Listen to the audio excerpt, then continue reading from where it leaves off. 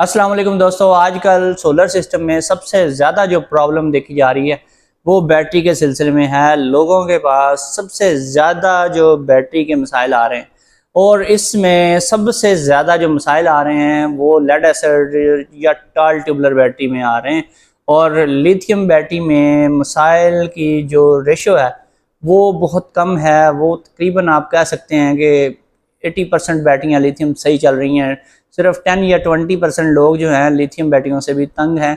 उसकी रीज़न उनकी खुद होती है कि उनके अपने मसाइल होते हैं, उनकी अपनी सेटिंग सही नहीं की गई होती या उनकी लापरवाही होती है। वैसे लिथियम बैटरी में इतने मसाइल नहीं आ रहे। टाल ट्यूबुलर बैटरियाँ ख़ास तौर पे सबसे ज़्यादा ये पिट गई हैं और ये नाकाम हो गई हैं। इसकी वजह क्या है कि क्योंकि पाकिस्तान में 50% के राउंड अबाउट लोग जो हैं वो टाल ट्यूबुलर बैटरियाँ बहुत अच्छे तरीके से चला रहे हैं, उनके पास कोई भी मसला नहीं आ रहा। लेकिन कुछ लोग हैं जिनके पास टाल ट्यूबुलर लेड एसिड बैटरियाँ बहुत ज़्यादा प्रॉब्लम क्रिएट कर रही हैं, उनके पास बैटरियाँ सही नहीं चलती। सबसे बड़ा उनको मसला चार्जिंग और डिस्चार्जिंग का और ग्रेविटी का आता है। तो इसकी क्या वजह है? बहुत से लोग जो हैं बैटरी परचेज़ करने जब जाते हैं तब उनके साथ धोखा होता है, जब वो लगवाने आते हैं तो उनके साथ धोखा होता है। उसके बाद जो सेटिंग वो रखते हैं तब भी उनको समझ नहीं आती कि हो क्या रहा है। आज मैं आपको सारी चीज़ें एक ही वीडियो के अंदर बता दूंगा ताकि आप अपने सिस्टम को चेक कर लें, उसमें जो भी मसाइल हैं उसको ख़ुद से हल करने के काबिल बन जाएँ। तो सबसे पहली जो बात है वो ये है कि ज़्यादातर देखा गया है, आज भी मैंने एक भाई की सेटिंग चेक की है, उनका सिस्टम चेक किया, इंस्पेक्शन की है। मैं डिफरेंट जगहों पे जाता भी हूँ और ऑनलाइन कंसल्टेशन भी मुझसे लोग लेते हैं। तो जगह जगह कुछ ऐसे मसाइल मैं देखता हूँ जो आप लोग ये समझते होंगे कि ये आम ही चीज़ है, आम सी चीज़ है, इसकी खैर है। आप अच्छे से अच्छा इन्वर्टर लेते हैं, बैटरियाँ परचेज़ करते हैं, आप फिर इंस्टॉलेशन करवा लेते हैं और इसमें फिर इंस्टॉलेशन वाले बंदे से आप जो है कंप्रोमाइज़ कर जाते हैं। खैर है, कोई बात नहीं। जहाँ पे आपको इंस्टॉलेशन करके कोई बंदा दे रहा है 10-15 हज़ार या 20 हज़ार में, तो आप एक लोकल इंस्टॉलर से करवा लेते हैं। आप यही सोचते हैं उसने भी दिहाड़ी लगानी, इसने भी लगानी है, ये 3 हज़ार की दिहाड़ी लगाता है, वो 25-30 हज़ार की लगाता है, उसने क्या करना है, ठीक है। लेकिन कुछ लोगों के साथ फिर ये भी होता है कि वो अच्छे से अच्छा काम भी करवाते हैं, खर्चा भी करते हैं, लेकिन फिर भी रिज़ल्ट नहीं मिलता। ये भी मैंने देखा बहुत सारी जगहों पे। तो उसकी मेन रीज़न यही होती हैं कि आप लोग, बहुत सारे लोग हैं जो मेरे फॉलोअर हैं, वो चैनल भी देख रहे हैं और बहुत ज़्यादा वैसे भी उनके पास नॉलेज है और जगह जगह से वो कोशिश करते हैं इल्म हासिल करने की। तो जब आप लोग इल्म हासिल किए बगैर ही काम करना स्टार्ट कर देते हैं तो आप नुकसान उठाते हैं, आप काम सही नहीं करते, लोगों का काम ख़राब करते हैं। और दूसरी बात, जब आप के अंदर शौक़ नहीं है, किसी काम को शौक़ से बंदा करता है तो वो कामयाब होता है। उसको पता होता है मैंने ये कामयाबी से करना है, मैंने इसको ठीक करना है। अगर आप माल बनाने के लिए काम करते हैं, पैसे कमाने के लिए करते हैं, तो फिर आपके पास टाइम नहीं है इल्म हासिल करने का, सीखने का। तो बात लंबी हो रही है, मैं आपको पॉइंट की बात बताता हूँ।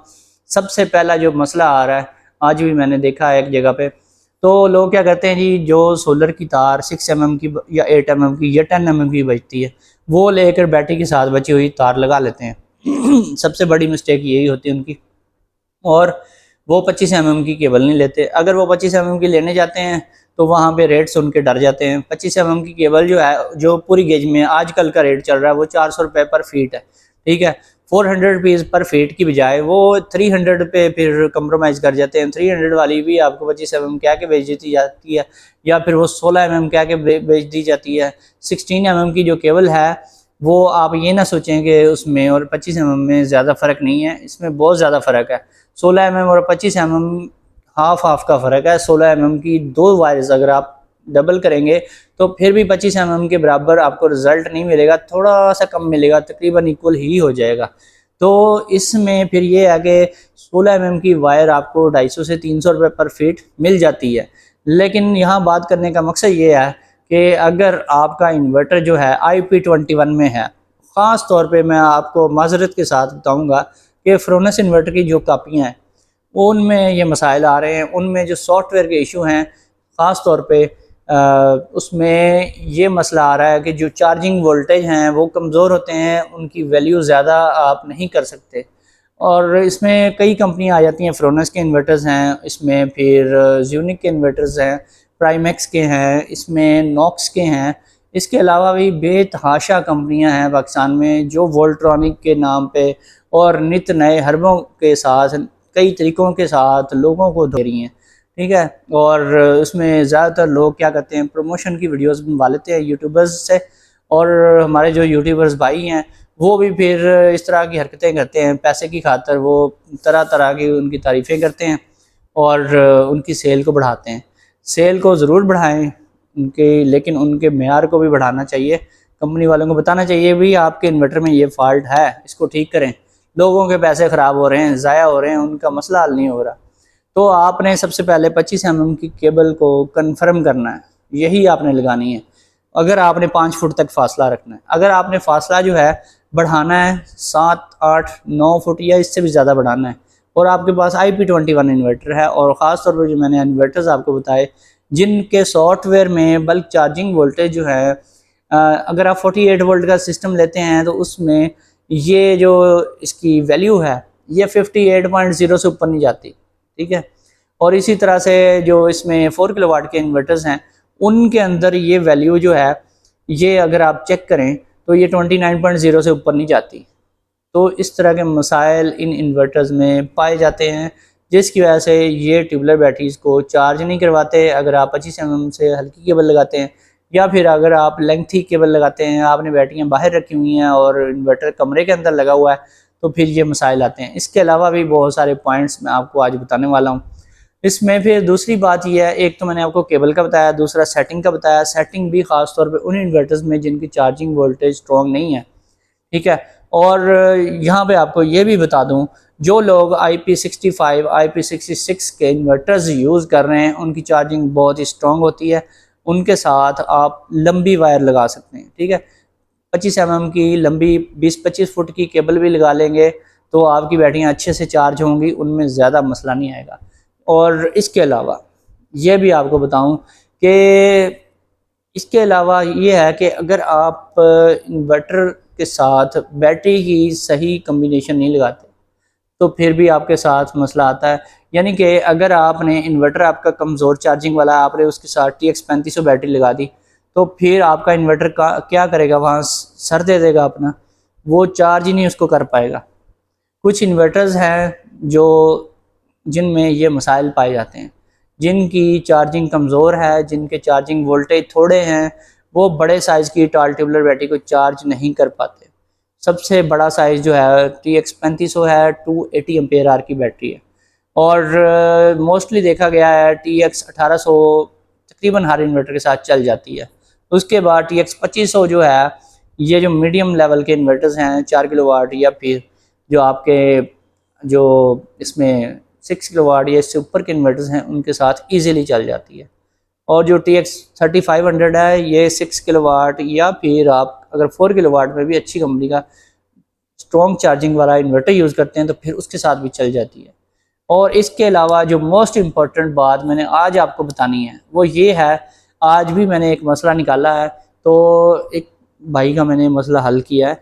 उनके पास यही प्रॉब्लम आ रही थी, उनके पास ज़्यूनिक कंपनी का एक इन्वर्टर लगा हुआ था, शायद PV 6500 है, और पिंक के साथ मिलता जुलता पीच सा कलर है उसका। और उसके साथ जब उन्होंने ट्यूबलर बैटरी लगाई TX 3500, तो उसमें प्रॉब्लम यही थी कि उसमें बल्क चार्जिंग वोल्टेज की कैपेसिटी थोड़ी थी।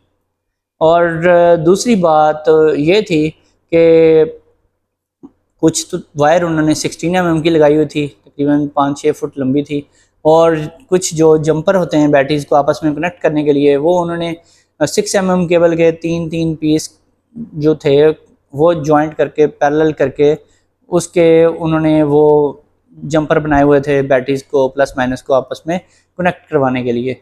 तो यही उनकी सबसे गलती थी बड़ी। यही गलती जो है वो उसकी वजह से उनकी बैटरियां अभी मेरे ख्याल में कोई 1.5 साल भी नहीं निकाला, और बैटरीज जो हैं बिल्कुल बैकअप देना कम कर गई थी। आज मैंने उनकी जो है ये फॉल्ट उनका पकड़ा है, और इसके अलावा भी बेतहाशा लोगों के पास मैं ये फॉल्ट्स निकाल चुका हूँ। तो फिर आपने क्या करना है, अगर अच्छा मैंने ये भी देखा है कि कई लोगों के पास फिनिक्स की TX3500 की बैटरी लगी हुई है या 2500 की लगी हुई है, उनके पास मसला आ रहा है इसी सेम इन्वर्टर के साथ। लेकिन जिन लोगों ने थोड़ी सी सस्ती लो कास्ट बैटरियाँ जैसे हाक की बैटरियाँ होगी या फिर किसी और कंपनी की जैसे AGS वगैरह की बैटरियाँ हैं, वो बड़ी बेहतरीन चल रही होती हैं, शुरू में बड़ा बैकअप दे रही होती हैं और वो लोग कह रहे होते हैं हमारे पास ये जापानीज़ टेक्नोलॉजी की AGS की बैटरी है या फिर हमारे पास कोरियन टेक्नोलॉजी की बैटरी है हाक कंपनी की, और तुम लोग बेवकूफ़ हो, तुम लोगों ने फिनिक्स की या फिर ओसाका वगैरह की बैटरियाँ लगाई हुई हैं जो कि चार्ज भी नहीं होती हैं और बैकअप भी नहीं देती हैं और ख़राब हो गई होती हैं। अच्छा, ज़्यादातर लोगों को पता ही नहीं होता कि उनकी बैटरी जो है वो बिल्कुल ठीक है। और फिर ऐसे लोग जो हैं मासूम लोग, वो जब अपने इंस्टॉलर से मशवरा लेते हैं कि हम क्या करें, वो इंस्टॉलर जो हैं वो सेटिंग शूटिंग करके थक चुके होते हैं, उनको समझ नहीं आ रही होती कुछ भी, ठीक है। तो जो लकीर का फ़कीर बन के बंदा चलता है कि मैंने ये पैरामीटर सेट कर देने हैं उसके बाद सारा कुछ ठीक हो जाना है, तो ऐसे नहीं होता कुछ भी। तो इसको देखना पड़ता है, मसले को समझना पड़ता है, फिर उसका हल तलाश करना पड़ता है, ठीक है। तो फिर इस तरह के जो उनके मुशीर होते हैं, जो इंस्टॉलर होते हैं, वो उनको मशवरा देते हैं कि आप बैटरियाँ फेंकें स्क्रैप में और नई ले लें, मसला हल हो जाएगा आपका। तो मसला हल हो भी जाता है। उसकी वजह क्या है? उसकी वजह ये है कि जब नई बैटरी आप लेके लगाते हैं और आपका सिस्टम कमज़ोर भी है, तो नई बैटरी जो है उसको बस आसरा ही चाहिए थोड़ा सा करंट का और वो चार्ज हो जाती है। लेकिन साल या 2 साल देखा गया है वो अच्छे तरीके से चार्ज होती रहती है। उसके बाद वो थोड़ी सी जो उसकी प्लेट्स हैं वो थोड़ी सी हार्ड हो जाती हैं, थोड़ी सी सल्फेटेड हो जाती हैं। लेकिन ऐसे सल्फेशन से बैटरी को होता कुछ नहीं है, बैटरी की लाइफ ख़त्म नहीं होती। अगर आप उसकी चार्जिंग में थोड़ी सी जान डाल दें तो आपकी बैटरी दोबारा से अच्छा बैकअप देने लग जाती है और लाइफ भी आपको अच्छी मिल जाती है, ठीक है। और फिर ऐसे लोग जो हैं या तो आपकी बैटरी स्क्रैप में डलवा देते हैं या फिर ख़ुद से परचेज़ कर लेते हैं और मज़े करते हैं। तो इस तरह लोगों की बातों में आके अपने पैसे कभी ज़ाया ना करें। आपको इतना पता होना चाहिए कि अगर आप टाल ट्यूबलर बैटरी यूज़ कर रहे हैं तो आपके पास एक ग्रेविटी मीटर होना चाहिए और आपके पास जो सिस्टम है उसके साथ आपने चार्जिंग करवानी है। आपको बैटरी कहीं पे भी किसी शॉप पे ले जाने की हरगिज़ ज़रूरत नहीं है। आप घर में ही उसको एक ही जगह पे लगी लगाई ही चार्जिंग भी पूरी करवा सकते हैं, उसकी ग्रेविटी खुद चेक कर सकते हैं, जहाँ पे ग्रेविटी ओके आ जाए वहाँ तक उसकी चार्जिंग सेटिंग को स्टॉप कर लें, उससे ज़्यादा आपने हाई वोल्टेज नहीं लगाने, तो फिर आपका मसला जो है वो हल हो जाएगा। अब मैं दूसरे पॉइंट की तरफ आता हूँ। स्टार्ट में मैंने आपको बताया था कि लिथियम बैटरीज़ के केस में ये मसले बिल्कुल भी पेश नहीं आते। लिथियम बैटरी के साथ 25 mm की केबल लगा देते हैं तो वो बहुत अच्छी बात है, लेकिन अगर उसके साथ आप 16 mm की वायर लगा देते हैं तो वो भी चल जाती है। और इसके अलावा अगर आप उसको एक कमरे से दूसरे कमरे में लगा देते हैं, यानी कि इधर इन्वर्टर लगा हुआ है और आपने 20-25 फुट दूर जाके लिथियम बैटरी रख दी है, तो फिर भी वो चल जाती है, चार्ज भी हो जाती है और बैकअप भी अच्छा देती है, उसमें कोई इशू नहीं आता। तो ये जो ट्यूबलर बैटरियाँ होती हैं सिर्फ इन्हीं में ये मसाइल आते हैं और इनकी ग्रेविटियाँ पूरी नहीं होती, ये बैकअप नहीं देती और ये चार्जिंग पूरी नहीं करती। अगर इनके साथ थोड़ा सा भी मिसबिहेव आप करें तो मसला पेश आ जाता है, ठीक है। तो लिथियम बैटरियों में ये मसले इसी वजह से नहीं आते। तो जब भी आपने बैटरी लगानी है टाल ट्यूबलर, लेड एसिड बैटरी, ख़ास तौर पे टाल ट्यूबलर बैटरी, तो इसमें आपने इन चीज़ों का ख्याल रखना है। अच्छा, कुछ लोग AGS की जापानीज़ टेक्नोलॉजी के नाम पे बैटरी ले लेते हैं, मैंने पहले भी कई दफ़ा आपको बताया, उनकी बैटरी सिर्फ टाल है, उसके ऊपर हरगिज़ ट्यूबलर नहीं लिखा होता। इसके अलावा जो मैं आपको बता रहा हूँ, मैंने कई जगहों पर इसकी कंप्लेन देखी है और ये बैटरी जो है 2 साल 2.5 साल निकालने के बाद ख़त्म हो जाती है और शुरू में तो बैकअप बड़ा ही कमाल का मिल रहा होता है आपको। लेकिन ये अगर आपने लगाई है या आपने परचेज़ कर ली है तो आपको किसी प्रॉपर बंदे से इसकी सेटिंग करवानी चाहिए। इन्वर्टर की सेटिंग जो नॉर्मल बैटरीज के लिए रखी जाती है वो आपने AGS की बैटरियों के साथ हरगिज़ नहीं रखनी। ये बैटरियाँ इसीलिए ख़राब हो रही हैं। कई कंपनियों की जो चार्जिंग है उसमें फ़र्क है। आप अक्सर देखते होंगे किसी भी कंपनी की बैटरी ले लेते हैं, AGS की, हाक की, ओसाका की, फिनिक्स की, उनके साथ सेम ही कार्ड होता है, सेम बल्क चार्जिंग और फ्लोट वैल्यूज़ लिखी हुई होती हैं। लेकिन ये बहुत गलत है क्योंकि मैंने प्रैक्टिकली चेक किया है इनमें फ़र्क है। इनके साथ आपको थोड़ा सा चेंजिंग करनी पड़ती है इनकी चार्जिंग में, तो फिर ही आपको अच्छा रिज़ल्ट मिलता है।